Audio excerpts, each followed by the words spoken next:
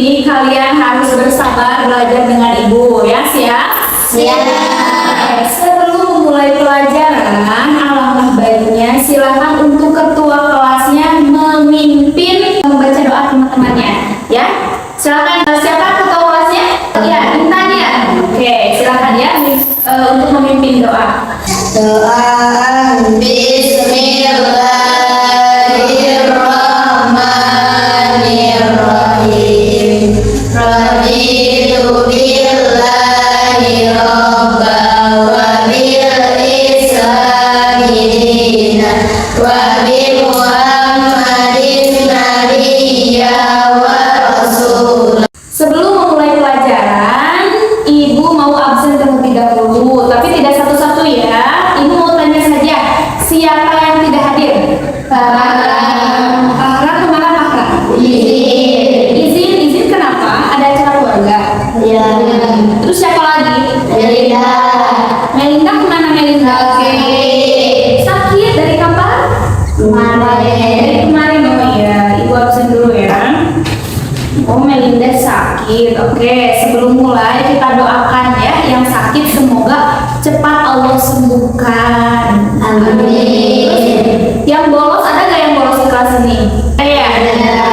Ya, alhamdulillah. Kita doakan yang sakit semoga Allah sembuhkan penyakitnya, diangkat penyakitnya dan menjadi sehat seperti sedia kala.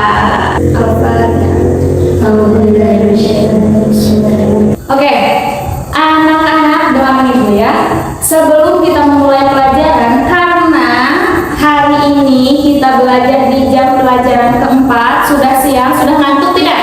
Sudah. Ngantuk ya? Kalian capek habis olahraga. Nah, ibu punya teka-teki buat kalian. Harus dijawab ya, siap? Ya. Kan teka-teki ini seperti ini. Clue-nya adalah bumi itu bulan. Ya, ingat? Clue-nya adalah bumi itu bulan. Sekarang ibu tanya, kalau 10 itu adalah 1, kalau 200 itu adalah 2, kalau misalkan 280 itu berapa? 3. Ayo, 3 atau 3? Coba sekali lagi, clue-nya adalah bumi itu bulan. Ya, bumi itu bulan. Kalau 10 adalah 1, kalau 200 adalah 2, ibu tanya, kalau 280 itu berapa? 3 atau 4? 3. Kalau misalkan 260? 2 atau 1? 2. Wah, ini hebat. Tepuk tangan sekali. Itu sudah familiar sekali ya. Oke anak-anak, kalian ingat tidak sebelum ibu melanjutkan pelajaran, karena minggu kemarin kan ibu sudah bahas tentang bab 1, yaitu tentang apa? Coba ada yang ingat tidak? Tentang apa? Al-Quran. Ya, minggu kemarin kita sudah tamat 1 bab membahas tentang keistimewaan Al-Quran. Minggu sekarang ibu akan membahas tentang mukjizat, karomah, maunah, dan irhas. Coba sebut. Mukjizat, karomah, maunah, dan irhas. Ya, betul. Nah, yang pertama ibu akan menerangkan tentang mukjizat. Mukjizat, kalian sudah pernah dengar tidak bahasa atau kalian pernah mendengar tentang mukjizat tidak? Pernah belum? Sekarang ibu akan menjelaskan pengertian dari mukjizat. Nah, pengertian dari mukjizat itu ada 2. Yang pertama kita ambil dari segi bahasa dan yang kedua dari segi istilah. Yang pertama dari segi bahasa ya. Dari segi bahasa, mukjizat artinya adalah sesuatu yang melemahkan atau mengalahkan. Apa? Sesuatu yang melemahkan atau mengalahkan. Sekarang secara istilah ya, sesuatu yang luar biasa biasa yang terjadi pada diri Nabi dan Rasul Allah Subhanahu wa Ta'ala. Bisa diingat? Bisa. Itu sekali lagi pengertian mukjizat secara istilah adalah sesuatu yang luar biasa yang terjadi pada diri Nabi dan Rasul Allah Subhanahu wa Ta'ala. Sebagai apa atau dalam rangka apa? Dalam rangka membuktikan bahwa dirinya adalah Nabi dan Rasul dan tidak dapat ditiru oleh siapapun. Jadi mukjizat ini adalah apa? Sesuatu yang luar biasa terjadi yang tujuannya itu untuk membuktikan bahwa seseorang tersebut benar Nabi dan Rasul Allah. Ya, mengerti tidak? Mengerti. Nah, terus ciri-ciri mukjizat yang pertama diturunkannya hanya kepada Nabi dan Rasul. Jadi yang namanya mukjizat itu hanya diturunkan itu kepada Nabi dan Rasul. Tidak ada selain itu. Kejadian luar biasa yang terdapat pada diri Nabi dan Rasul itu disebutnya apa? Mukjizat. Yang kedua, merupakan kejadian luar biasa di luar kemampuan manusia pada umumnya. Karena apa? Karena tadi sesuatu yang luar biasa itu hanya terjadi pada diri Nabi dan Rasul, tidak bisa terjadi di diri manusia pada umumnya. Yang ketiga, diturunkan sebagai bukti kekuasaan Allah Subhanahu wa Ta'ala. Terus yang keempat, diturunkan sebagai bukti kenabian dan kerasulan. Terus yang terakhir, bertujuan untuk melemahkan orang kafir atau memecahkan masalah pada kaum muslim. Nah, itu ya ciri-ciri mukjizat. Terus juga mukjizat itu terbagi menjadi dua macam. Ingat, mukjizat itu terbagi menjadi dua. Yang pertama ada mukjizat kauniyah. Apa? Mukjizat kauniyah. Ibu tulis ya supaya kalian tidak lupa.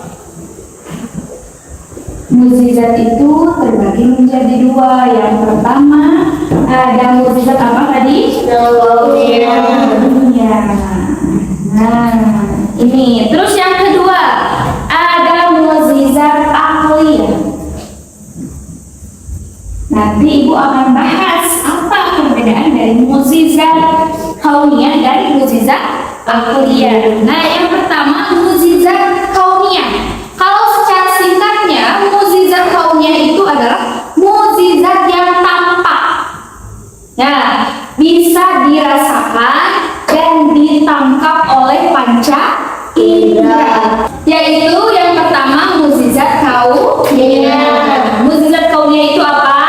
Mukjizat yang tampak dan bisa dirasakan oleh panca indera. Panca indera itu apa saja? Mata, hidung, telinga, tangan. Betul tidak? Betul. Itu adalah panca indera. Nah, mukjizat kauniyah ini berarti kejadian luar biasa yang bisa kita lihat dan bisa kita rasakan. Seperti contohnya mukjizat yang diturunkan kepada Nabi Isa. Mukjizat Nabi Isa itu salah satunya. Nabi Isa itu bisa menghidupkan orang yang sudah meninggal. Ya, kalau kepada manusia itu meninggal. Nah, itu mukjizat Nabi Isa. Itu contoh mukjizat kauniyah. Terus yang kedua ada mukjizat akliyah. Nah, mukjizat akliyah itu apa? Mukjizat yang hanya dapat dipahami oleh akal pikiran. Ada ciri khususnya. Nah, ini mukjizat akliyah ini mempunyai ciri khusus, ya. Yang pertama ini cirinya ya. Berlaku sepanjang masa. Nah, kalian sudah bisa menebak tidak apa contohnya? Mukjizat apa yang berlaku sepanjang masa? Ya, itu ciri mukjizat akliyah. Terus bisa juga dipahami oleh akal pikiran.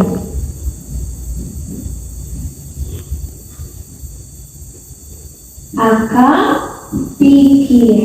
Nah, ini contoh dari mukjizat akliyah, ya. Nah, dari ini kalian bisa menebak contoh dari mukjizat akliyah seperti Al-Quran. Al-Quran mukjizat dari siapa? Mukjizat dari Kanjeng Nabi Muhammad Sallallahu Alaihi Wasallam. Nah, itu ya pembagian mukjizat. Yang pertama ada apa? Kaunnya. Kaunnya itu apa? Mukjizat yang tampak dan bisa dirasakan oleh panca indera. Terus yang kedua, mukjizat akliyah. Mukjizat akliyah itu apa? Mukjizat yang bisa dipahami oleh akal pikiran. Dan cirinya salah satunya yaitu berlaku sepanjang masa. Ya, contohnya adalah Al-Quran. Ini beberapa mukjizat yang turun kepada para nabi dan rasul. Yang pertama, ibu akan menyebutkan mukjizat dari Nabi Ibrahim alaihi salam. Apa saja mukjizat Nabi Ibrahim? Yang pertama, Nabi Ibrahim itu selamat dari apa? Dari api yang menyala atau yang membakarnya. Kalian tahu kisahnya? Tahu tidak? Kisah Nabi Ibrahim yang akan dibakar oleh siapa? Oleh Raja Namrud. Ya, pada saat itu, ya, Nabi Ibrahim akan dibakar oleh siapa? Raja Namrud. Dan pada saat itulah Allah menurunkan mukjizat kepada siapa? Nabi Ibrahim. Biasanya nih, ya seperti ini, mukjizat itu kejadian luar biasa yang tidak akan pernah terjadi pada manusia biasa. Ya, ini hanya terjadi kepada siapa? Para nabi dan rasul Allah Subhanahu wa Ta'ala. Sekarang contohnya yang pertama, mukjizat yang Allah turunkan kepada Nabi Ibrahim. Ibu sekarang tanya kepada kalian, biasanya kalian kalau kena api suka panas atau dingin? Panas kan ya? Nah, sekarang kan kita sudah tahu ya bahwa yang namanya mukjizat itu kejadian luar biasa yang hanya Allah tunjukkan, yang Allah berikan kepada siapa? Para nabi dan rasul Allah. Nah, sekarang ketika kita kalau misalkan kena api itu suka panas, Allah turunkan bukti kekuasaannya lewat Nabi Ibrahim. Beliau dibakar bukannya panas malah dingin. Tahu kan kisahnya ya? Nah, para kaumnya itu sudah bersorak, wah Nabi Ibrahim sudah pasti apa? Terbakar. Terus pasti tutung, uramanya pasti tutung ya Nabi Ibrahim teh. Ternyata pas kobaran apinya sudah berhenti, keluarlah Nabi Ibrahim malah kedinginan. Nah, itu salah satu mukjizat yang Allah turunkan kepada siapa? Nabi Ibrahim, selamat dari api yang menyala.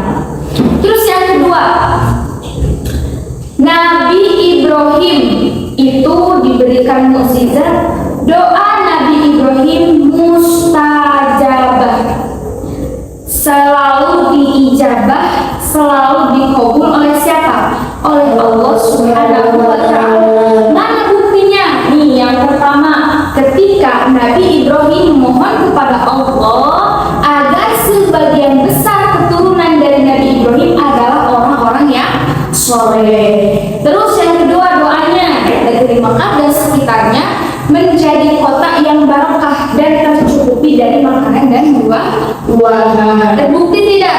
Terbukti. Kan sampai sekarang ya, Mekah itu kan salah satu tempat yang paling mulia dan paling banyak dikunjungi oleh banyak orang.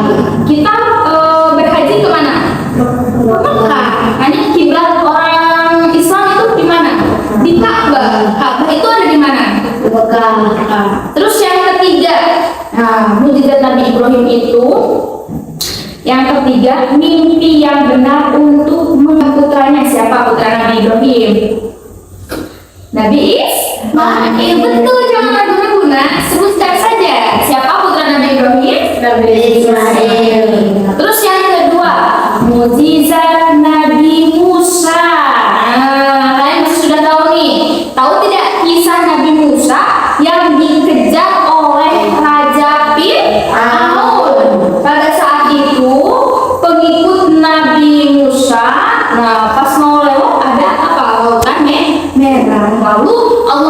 diberikan kekuasaannya, diberikan mukjizat, ya Allah perintahkan untuk apa? Untuk memukul tongkatnya. Nah, setelah memukul tongkatnya apa? Ternyata lautnya memberi jalan untuk kaum atau para pengikut atau umat siapa? Nabi Musa. Itu yang pertama, berarti mukjizat Nabi Musa adalah bisa membelah lautan dan selamat dari apa? Dari kejaran Raja Fir'aun yang sangat kejam, raja yang mengaku menjadi Tuhan, Raja Fir'aun, ya. Terus yang kedua, tongkatnya bisa, ini bukan tongkat ya, spidol, ya. Tongkatnya bisa berubah menjadi ular yang besar. Ular yang besar. Pada saat itu kisahnya itu seperti ini.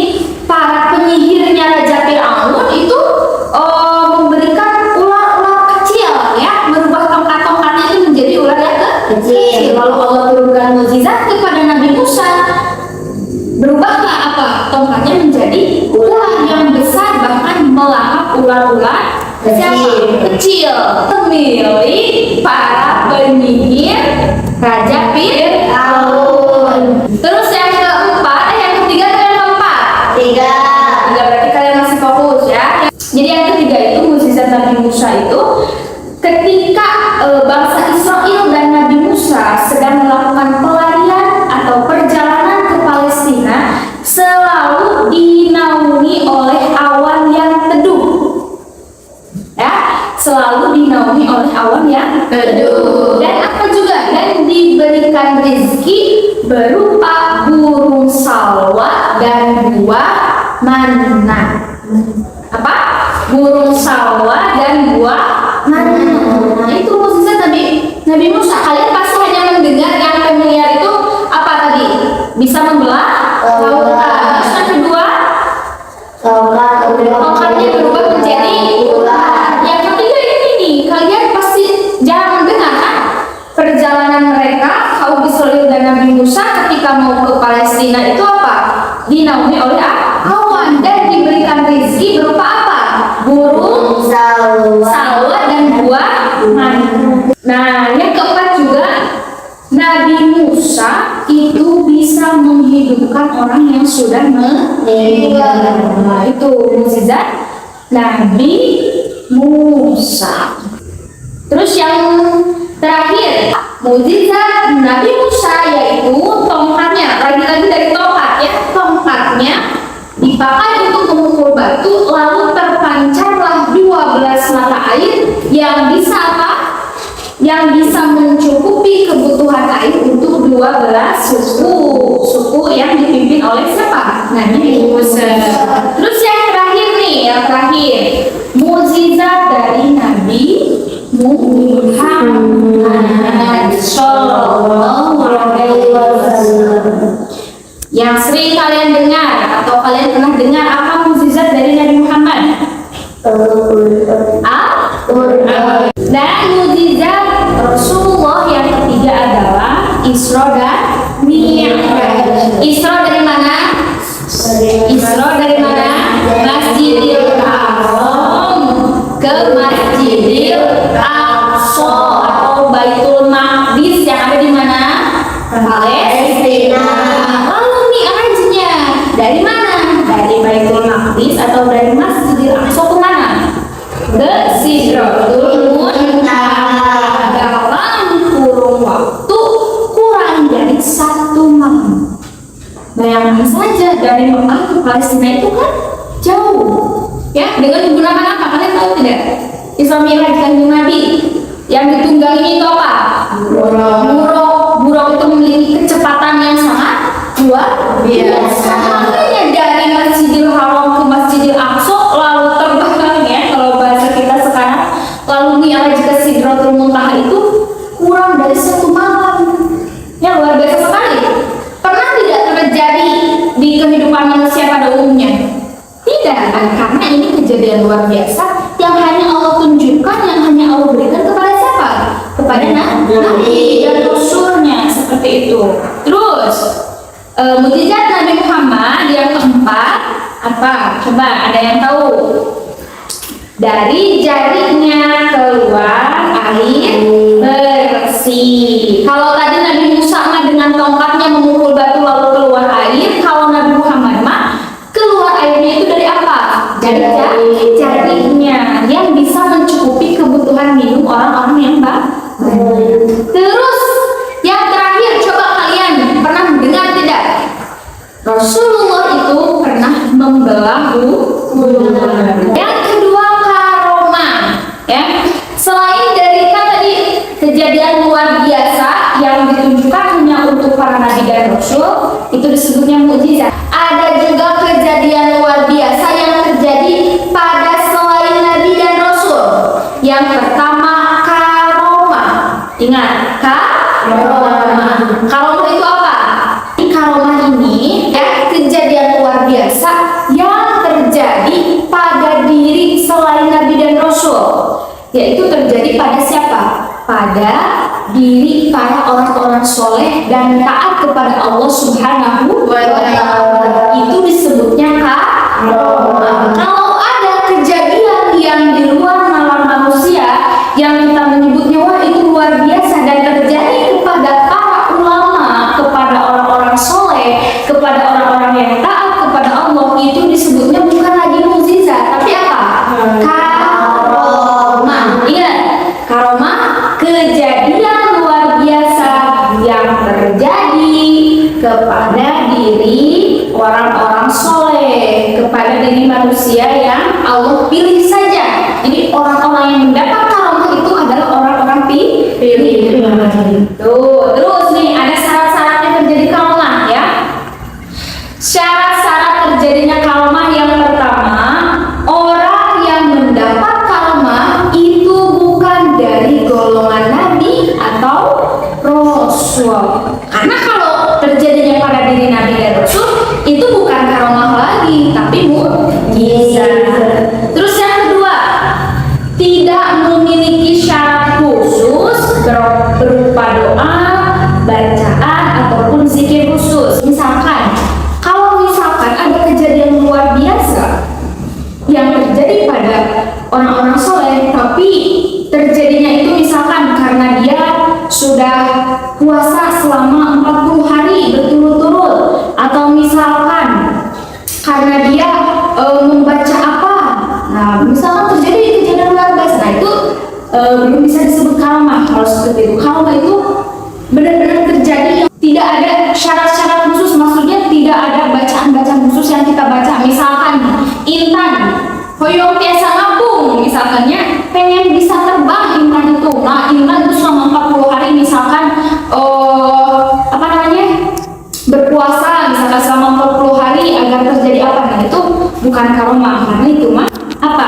Karena ada syarat khusus. Yang ketiga, terjadi pada seorang hamba yang soleh, baik dia mengetahui terjadinya karomah tersebut ataupun tidak. Terus yang keempat, bertujuan. Nah, kalau tadi mukjizat tujuannya untuk membuktikan bahwa itu adalah benar-benar nabi ataupun rasul, ya kalau karomah tujuannya itu untuk menguatkan keimanan dan keislaman orang yang mendapatkan karomah tersebut. Ya, harus bisa membedakan. Kalau mukjizat untuk membuktikan apa? Bahwa beliau adalah nabi. Kalau karomah untuk menguatkan keimanan. Terus yang kelima, diberikan Allah Subhanahu wa Ta'ala kepada hambanya yang benar-benar beriman serta bertakwa kepada Allah. Itu karomah. Nah, yang ketiga maunah. Maunah kalau diartikan secara bahasa adalah pertolongan. Apa? Pertolongan. Jadi maunah itu adalah kemampuan yang diberikan Allah kepada orang yang beriman dalam menghadapi kesulitan. Misalnya kita nih ya sedang menghadapi musibah, ya Intan sedang menghadapi musibah, atau misalkan Salsa, Rindu sedang menghadapi musibah. Nah, jika kita misalkan bisa menghadapi musibah tersebut dengan kemudahan yang Allah berikan, berarti kita sudah mendapatkan maunah dari Allah Subhanahu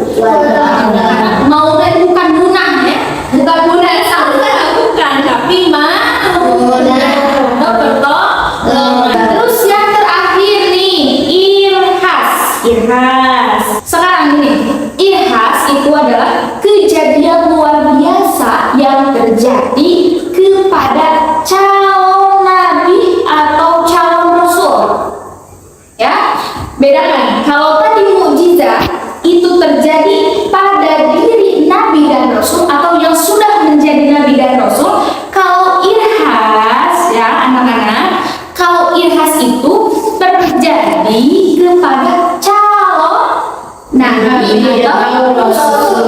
Berarti terjadinya ketika para nabi ini sedang kecil. Nih, contoh irhas yang paling bisa kita pahami atau paling bisa kita ingat. Kalian tahu kisah Nabi Isa yang bisa berbicara ketika Nabi Isa masih bayi? Nah, ingat? Itu adalah contoh irhas. Kisahnya tahu tidak? Karena Nabi Isa itu kan salah satu nabi yang tidak memiliki seorang ayah. Nah, suatu ketika Siti Maryam atau Ibunda Siti Maryam itu dianugerahi oleh Allah Subhanahu wa taala untuk mengandung, padahal posisinya Ibunda Siti Maryam itu belum menikah. Nah, terjadilah apa? Fitnah dari orang-orang kafir yang menyebut bahwa Ibunda Siti Maryam itu apa? Berzina dan lain sebagainya. Nah, pada suatu ketika para orang-orang kafir itu ingin membuktikan bahwa benar atau tidak ini anak ini hasil zina atau tidak, sering mempertanyakan. Ibunda Siti Maryam berbicara kepada orang-orang kafir seperti ini. Kalau kalian tidak percaya kepada saya, dibahasakan kurang banyak. Lalu kalian percaya, sok bertanya tentang orang ibundanya. Orang-orang kafir itu tidak percaya, mana bisa, ya, mana bisa anak bayi berbicara, benar tidak? Tidak ada. Terjadi tidak pada masa sekarang ada seorang bayi yang bisa berbicara? Tidak. Nah, itulah irhas. Irhas contohnya yaitu ketika Nabi Isa yang masih bayi dan bisa berbicara. Karena kasusnya seperti itu, membuktikan bahwa Ibunda Siti Maryam itu merupakan wanita yang soleha. Nah, itu irhas, kejadian yang luar biasa. Kalau kejadiannya biasa saja, tidak bisa disebut irhas atau tidak bisa disebut mukjizat, tidak bisa disebut karamah. Kalau kejadiannya biasa saja, karena ini disebutnya kan kejadian yang luar biasa. Irhas ini terjadi kepada calon nabi dan rasul. Bisa dipahami? Insyaallah. Setelah ibu tadi sudah menerangkan tentang mukjizat, karamah, maunah dan irhas, sekarang ibu akan membedakan mukjizat.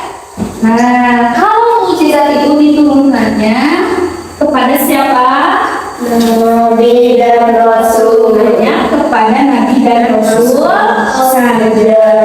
Rasul dan Nabi Allah Subhanahu wa taala. Terus yang kedua, karamah. Karamah diturunkannya hanya kepada siapa? Orang-orang yang soleh dan taat kepada siapa? Allah Subhanahu wa taala. Kalau maunah itu adalah sebuah pertolongan yang bisa terjadi kepada orang biasa. Tidak harus nabi atau rasul, tidak harus juga orang-orang yang soleh. Kalau irhas itu terjadinya kepada calon nabi dan rasul. Baru calon, ya. Irhas itu kejadian luar biasa yang terjadi pada calon nabi dan atau rasul. Kalau mukjizat terjadi pada nabi dan rasul yang sudah menjadi nabi dan rasul. Itu yang bedanya mukjizat dengan irhas. Karamah, maunah dan irhas. Bisa dipahami? Insyaallah. Ada yang mau ditanyakan? Tidak. Oke, mungkin lagi ini perbedaannya. Sekarang persamaannya. Persamaan dari mukjizat, karamah, maunah dan irhas itu adalah apa? Sama-sama kejadian yang luar biasa yang diturunkan oleh Allah Subhanahu wa taala. Sebagai apa? Sebagai bukti kekuasaan Allah Subhanahu wa taala. Nah, setelah ibu terangkan, kalian sekarang percaya tidak kalau misalkan ada suatu kejadian luar biasa yang terjadi pada diri seseorang? Kalian akan percaya tidak? Percaya. Harus percaya, apalagi itu tibanya itu kepada orang-orang yang soleh seperti guru kita. Betul tidak? Betul. Itu adalah kalau misalnya kejadian luar biasanya terjadi pada ulama,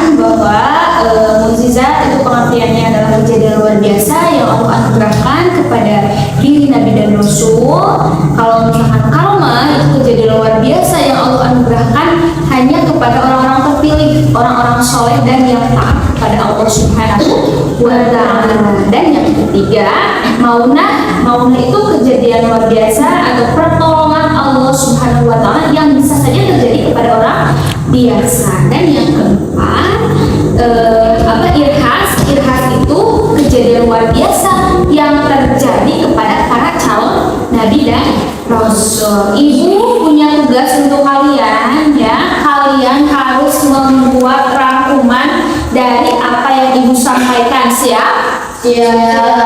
Harus membuat rangkuman tentang yang pertama, rangkumannya pengertian mukjizat, karomah, maunah dan irhas. Yang kedua tentang apa? Contoh-contoh, ya. Contoh maunah, contoh mukjizat, maunah, karomah dan irhas, dan juga persamaan serta perbedaan dari keempat materi yang tadi ibu sampaikan. Minggu depan akan ibu periksa, ya. Siap? Itulah materi yang bisa ibu sampaikan tentang mukjizat, karomah, maunah dan irhas. Semoga dengan ini kalian bisa membedakan apa itu mukjizat, apa itu karomah, apa itu maunah, dan juga kalian bisa lebih percaya, lebih bisa mendalami juga mukjizat, kejadian luar biasa apa yang Allah turunkan kepada Nabi, kepada orang-orang soleh dan taat. Semoga kita bisa termasuk orang-orang yang mendapatkan maunah dan apa? Karomah dari Allah Subhanahu wa Ta'ala. Amin ya Allah ya Rabbal alamin. Mungkin sekian dari ibu. Insya Allah berjumpa lagi dengan ibu di minggu depan, ya. Sudah bab 2, minggu depan kita akan membahas tentang bab 3, ya. Insya Allah bab 3 itu membahas tentang akhlak terpuji, ya. Itu akan disampaikan oleh ibu di minggu depan. Sekarang karena waktunya sudah habis, mari kita tutup pembelajaran hari ini dengan membacakan hamdalah bersama-sama. Alhamdulillahirobbilalamin. Sekian dari ibu. Wassalamualaikum warahmatullahi wabarakatuh. Waalaikumsalam warahmatullahi wabarakatuh.